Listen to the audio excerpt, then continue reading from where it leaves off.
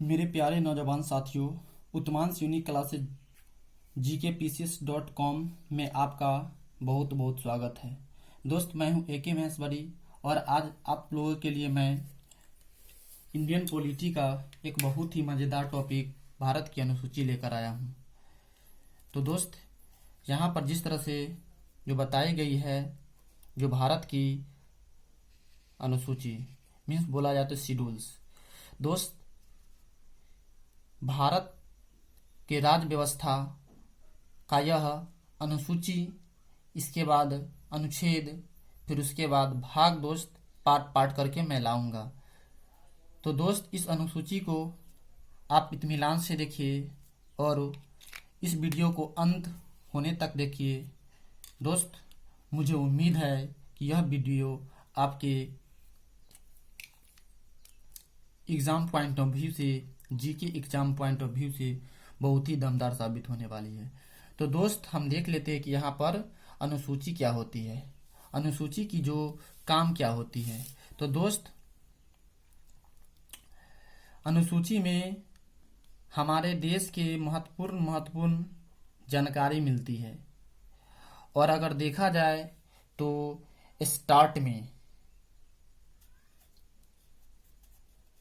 Start कहा जाए दोस्त, तो जब मेरा संविधान बनकर बना था उस समय जो शेड्यूल्स की संख्या थी वह दोस्त कितनी थी? तो 8 थी। अगर अभी पीटी टाइम में देखा जाए तो वह कितनी हो गई है मेरे दोस्त? 12 हो गई है। और यह 8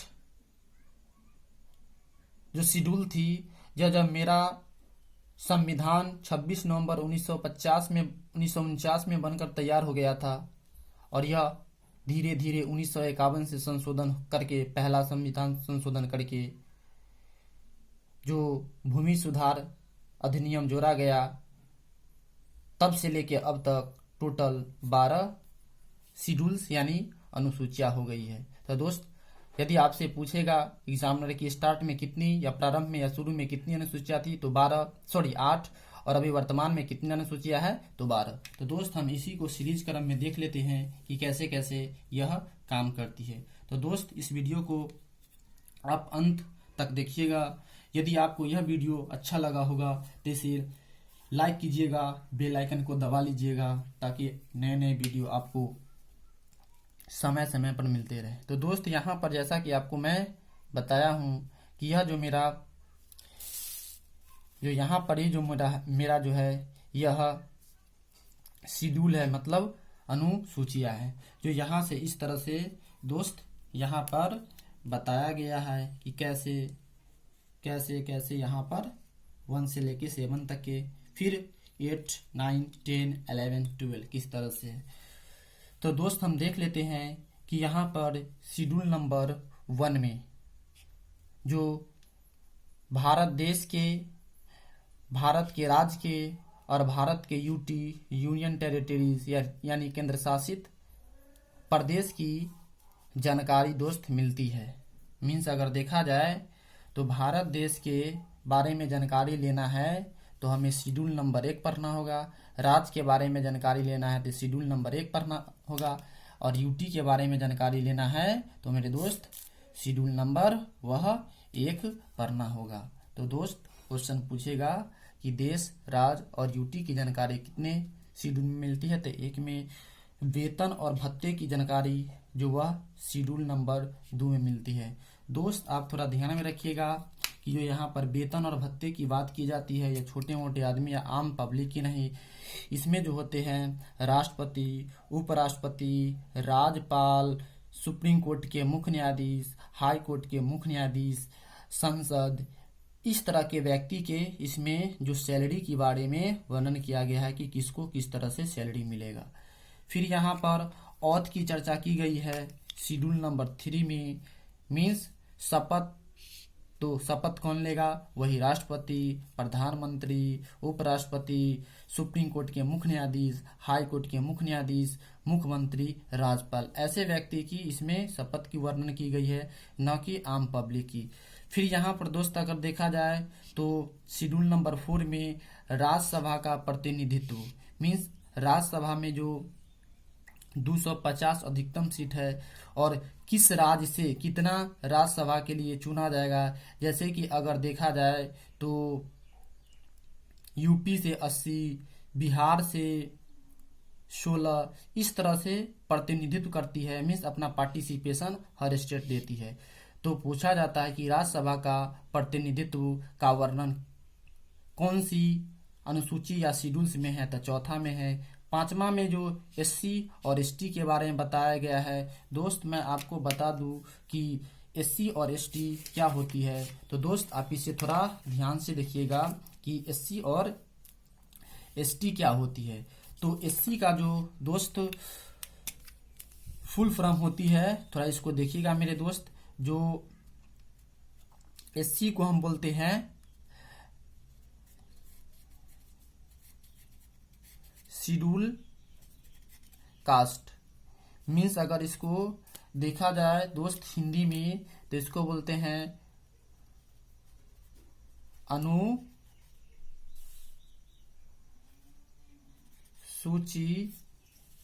अनुसूचित जनजाति। अनुसूचित जनजाति। दोस्त आपको यह बात समझ में आ गया होगा कि शेड्यूल एससी, शेड्यूल कास्ट क्या होती है मेरे दोस्त। जैसे कि हम लोग अपने आसपास में देखते हैं कि मोची या नीचे जो निर्धन वर्ग मोची हो गया, या जो व्यक्ति पासी के नाम से साधारण सी भाषा में अगर देखा जाए तो उसको हम बोलते हैं। दोस्त यहाँ पर जो एसटी है इसको बोलते हैं schedule tribe, T4 TRIBE tribe. इसका मतलब यही हुआ मेरे दोस्त कि अनुसूचित जनजाति। यहाँ पर मेरे दोस्त अनुसूचित जाति और यहाँ पर अनुसूचित जनजाति। तो अनुसूचित जनजाति अगर बोला जाए तो दोस्त इसका यह मतलब होता है कि जंगलों में रहने वाले। कहाँ दोस्त, तो जंगलों में रहने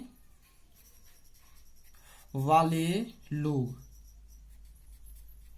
जिसे हम आदिवासी भी कह सकते हैं। या हम अपने आसपास को देखते हैं तो छोटी सी एक जो गाछी में वगैरह जो होती है उसमें तंबू गाड़कर करोड़ी टाइप के लोग रहते हैं। तो एससी और एसटी की वर्णन की गई है।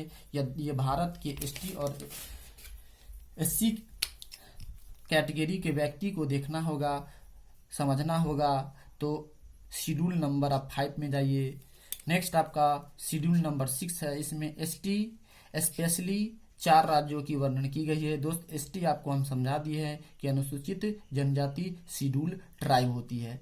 और इसमें विशेष रूप से 4 है ना, स्पेशली 4 राज्य को डाला गया है। दोस्त ध्यान में रखिएगा, असम, मेघालय, त्रिपुरा एंड लास्ट मिजोरम। तो दोस्त इस बात को आप थोड़ा ध्यान में बैठा लीजिएगा कि जो यहाँ पर दिया गया है असम, मेघालय, त्रिपुरा और मणिपुर। क्वेश्चन डायरेक्टली पूछता है मेरे दोस्त कि निम्नलिखित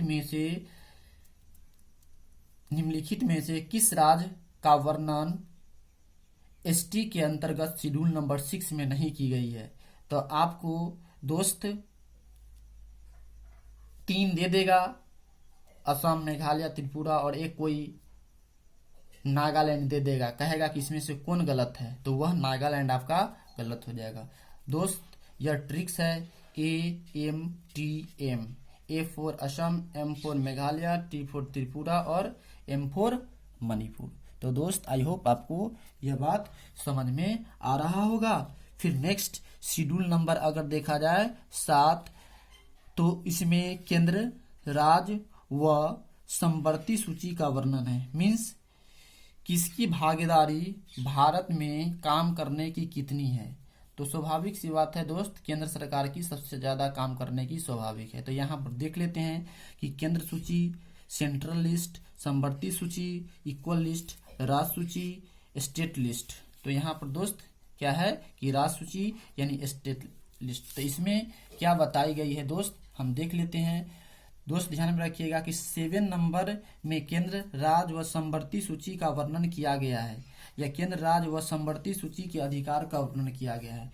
तो यहाँ देखा जाए स्टार्ट में जो था केंद्र के पास कितने लिस्ट थे, तो 97 थे, और अभी कितना हो गया है, तो 100। तो दोस्त आपको पूछेगा कि वर्तमान में केंद्र के पास कितने लिस्ट है या कितने विषय, 100, और शुरू में कितने थे, तो 97। दोस्त एक बात और आपको बता देते हैं कि केंद्र सूची मतलब कि केंद्र के विषय कभी घट नहीं सकते हैं, राज्य के घट सकते हैं, इसका भी घट सकते हैं, इसका भी बढ़ सकते हैं, इसका भी बढ़ सकते हैं।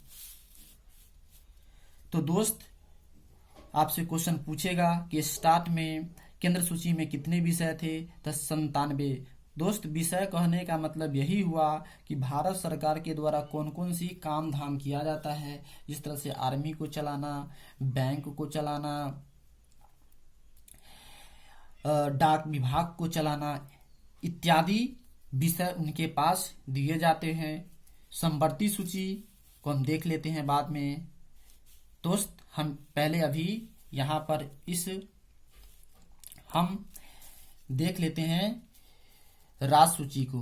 तो स्टार्ट में राज्य सूची में विषय की संख्या था 66, और वर्तमान में राज्य सूची में कितने हैं, 61। मीन्स इसमें कितना डिस्क्रीजिंग कर दिया गया है दोस्त, तो 5 कर दिया गया है।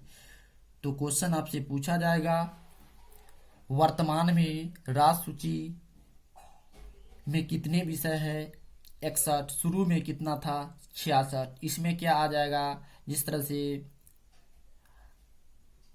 किसी भी स्टेट का अपना शिक्षा, जिस तरह से हरियाणा बोर्ड की अपना शिक्षा, बिहार बोर्ड की अपना शिक्षा, यूपी बोर्ड की अपना शिक्षा, बिहार पुलिस की एक अपना कैटेगरी होती है, वही इसमें रखा जाता है। यूपी पुलिस की अपना एक कैटेगरी होती है, इसी में रखा जाता है। मुंबई पुलिस की अपना एक कैटेगरी होता है, इसमें वही चीज रखा जाता है। मीन्स वैसी सूची जिसमें राज्य सरकार निर्णय ले सके, उसमें केंद्र सरकार का हस्तक्षेप नहीं हो। तो दोस्त ये बात आपको समझ में आ गया होगा। यह डेटा आप थोड़ा याद रखिएगा, 66 और 61। और उसके बाद दोस्त यहाँ जो है आपका समवर्ती सूची। भाई समवर्ती सूची की बात कैसे होती है, थोड़ा इसको देख लेते हैं। तो स्टार्ट में समवर्ती सूची 47 थी। भाई समवर्ती सूची किसे कहते हैं, कि वैसी सूची जो केंद्र और राज्य दोनों मिलकर करे समवर्ती सूची कहलाता है। एग्जाम्पल लेते हैं तो आपका हो जाएगा कोई आपदा, बीमारी, भूकंप, ज्वालामुखी से संबंधित, इस तरह से विषय को दोनों के अंतर्गत रखा जा सकता है। जैसे कि अभी कोरोना वायरस चल रहा है, तो इसमें केंद्र सरकार की भूमिका भी है और स्टेट सरकार की भूमिका भी है। तो दोस्त ये डेटा आप याद रखिएगा कि जो स्टार्ट में समवर्ती सूची 47 थी और अभी 52 है। तो दोस्त आई होप आपको यह यहाँ से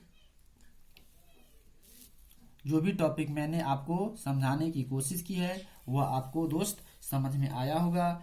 यदि यह वीडियो आपको अच्छा लग रहा होगा तो दोस्त इसे आप सब्सक्राइब, लाइक और शेयर करना दोस्त नहीं भूलिएगा।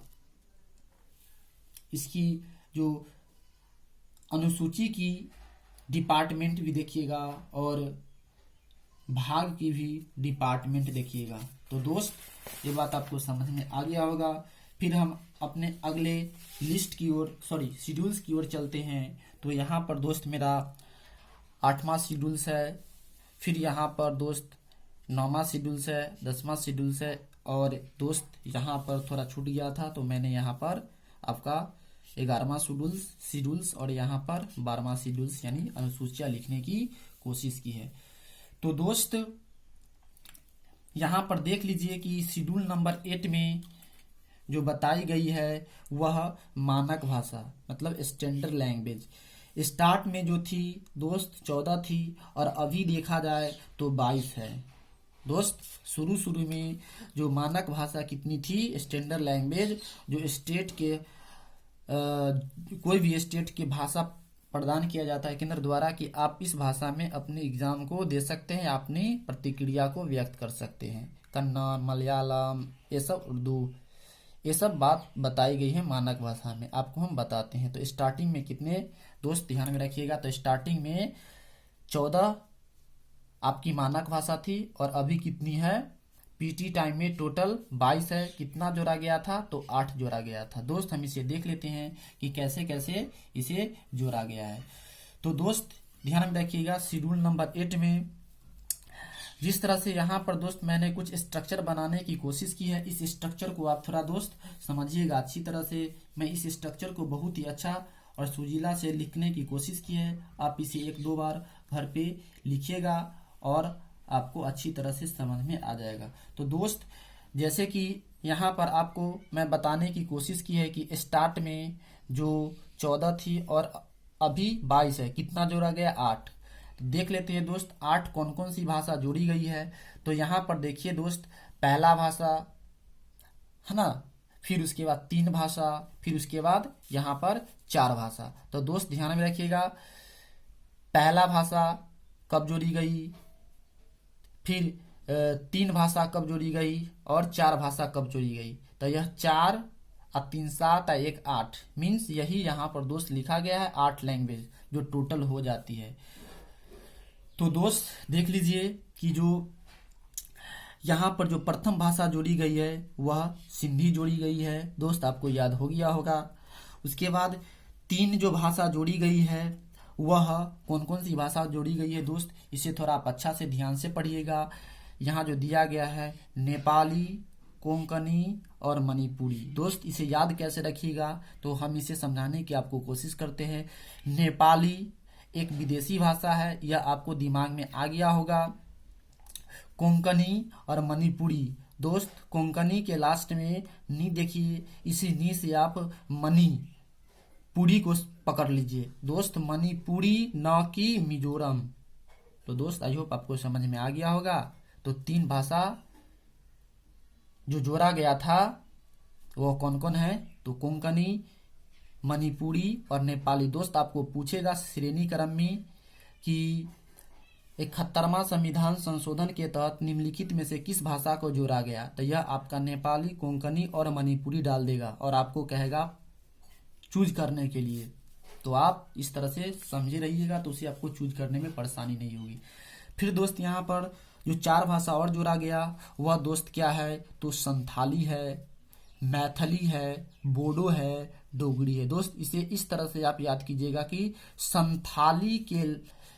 संथाली भाषा के 2 वर्ड लास्ट में लिया जाए तो थाली, इसमें देखिएगा थली मीन्स यहाँ पर मैथिली में थली और संथाली में थाली कुछ कॉमन दिखाई दे रहा है, तो आप पकड़ लीजिएगा दोस्त संथाली और मैथिली। फिर यहाँ पर बोडो और डोगरी, बोडो के लास्ट डो है और डोगरी के स्टार्ट डो है, तो बोडो डो से समाप्त होता है, डोगरी डो से स्टार्ट होता है। तो इस तरह से दोस्त आप इसे याद रखिएगा। दोस्त आपको यह पूछेगा कि सिंधी भाषा को है ना कैवें संविधान संशोधन के तहत जोड़ा गया, तो 21वें संविधान संशोधन के तहत।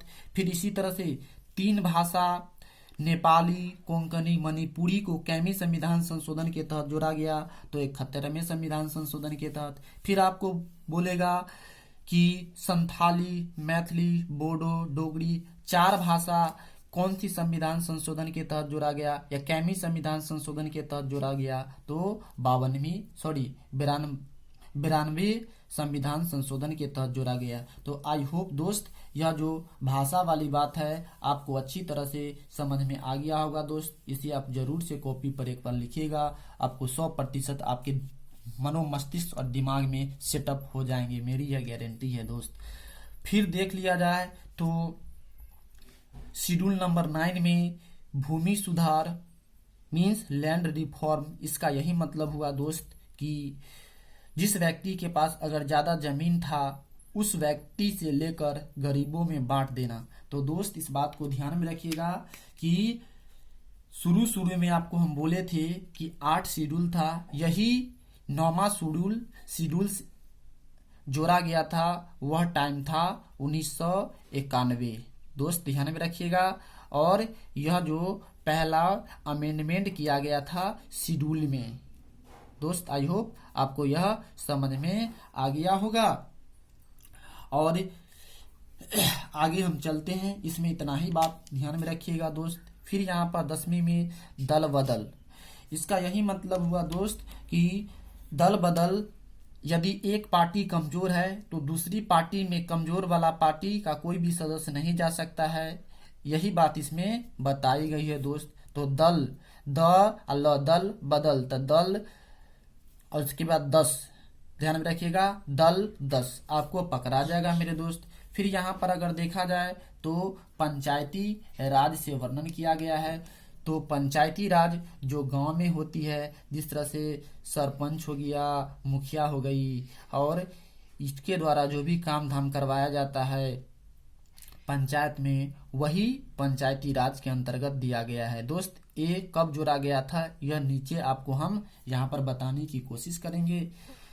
ध्यान रखिएगा मेरे दोस्त, पंचायती राज में जो सब्जेक्ट की संख्या होती है, विषय की संख्या होती है, यह 29 होती है, 29 होती है। मीन्स अगर देखा जाए तो पंचायती राज में या पंचायत राज में विषय सरकार के द्वारा 29 दिया जाता है। कहा जाता है कि आपको इतना विषय हम दे रहे हैं, इस पे आप अच्छा से काम कीजिए।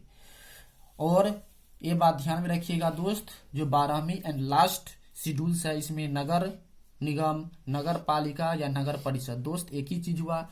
इसमें जो शेड्यूल सब्जेक्ट है, विषय वह 18 है। तो दोस्त ये बात आप ध्यान में रखिएगा कि जो नगर निगम, नगर पालिका और नगर परिषद एक ही हुआ, इसमें विषय की संख्या 18 है। नगर और पंचायती राज में विषय की संख्या 29 है। दोस्त आपको क्वेश्चन पूछता है कि पंचायती राज और नगर निगम में से किसकी विषय की संख्या ज्यादा है।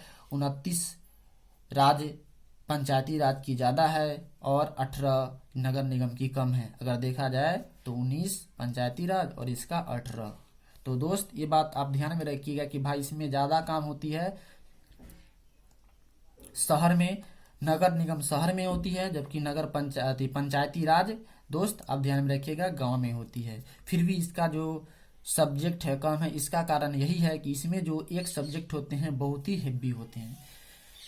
दोस्त यहाँ नोट हम कुछ देख लेते हैं कि जैसे कि यहाँ पर आपको वर्ष, संशोधन और अनुसूचियां, मीन्स अगर देखा जाए कि 1951, 1985, 1992, 1993, तो जैसे कि आपको मैंने बताया था कि भारत सरकार ने शेड्यूल्स को जो शुरू में जो मेरा शेड्यूल 8 थे, इसमें फिर 4 शेड्यूल जोड़ा गया। तो यही 4 शेड्यूल मेरे दोस्त कौन